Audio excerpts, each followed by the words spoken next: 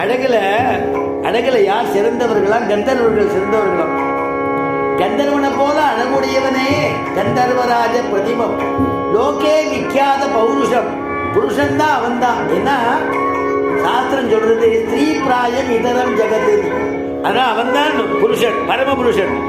அதீர்கபாகும் மகாசத்துவம் ஆஜானுபாகும் அரவிந்ததளாயதாட்சமோ, ஆஜானுபாகுவா இருக்கக்கூடியவன், அரவிந்த தலாயுதாட்சமா இருக்கக்கூடியவன், கண்களை உடையவன் யாரு? மகாசத்துவம் ராமன் தான்.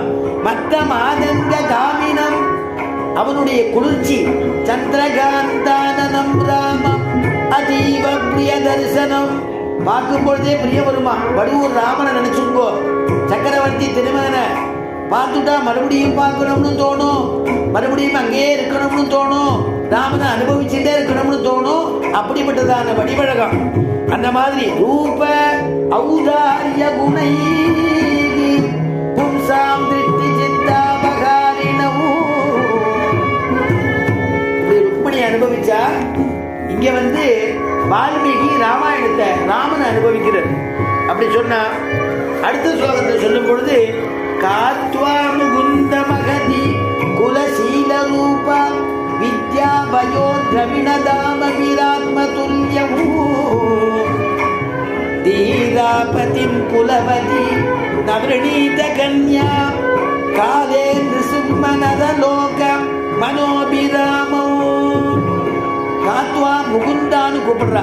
முகுந்தா, என்னை கைவிடாதப்பா. உன்னை போலனா நல்ல குலம், நல்ல சீலம், அதுக்கப்புறம் என்னன்னா நல்ல வித்யா, நல்லா வாசிச்சிருக்க. சீலம்னா குணம்னு அர்த்தம். நல்ல வயசு, எவ்வளமான வயசு, ஆச்சரியமான ஐஸ்வர்யம் என்னிடத்துலயும் கொட்டி கிடக்கு. இந்த மாதிரி எல்லாருக்கும் கூடிய யார்தான் உன்னை விரும்ப மாட்டா அப்படிங்கிற. அப்படின்னா என்ன அர்த்தம்னா, கிருஷ்ணா உனக்கு நான் நிகரா இருக்கக்கூடியவள், என்னை நீ ஏத்துக்கோன்னு அர்த்தம். தீராபதியும் குலவதி நவரணீத கன்யா, யாரை கூப்பிடணுமா? நரசிம்மனை கூப்பிடணுமா? நரசிம்மன் தான் நாளை என்ற வார்த்தையே தெரியாதவனா. நிருசிம்மான ஓடி வந்துருவானா.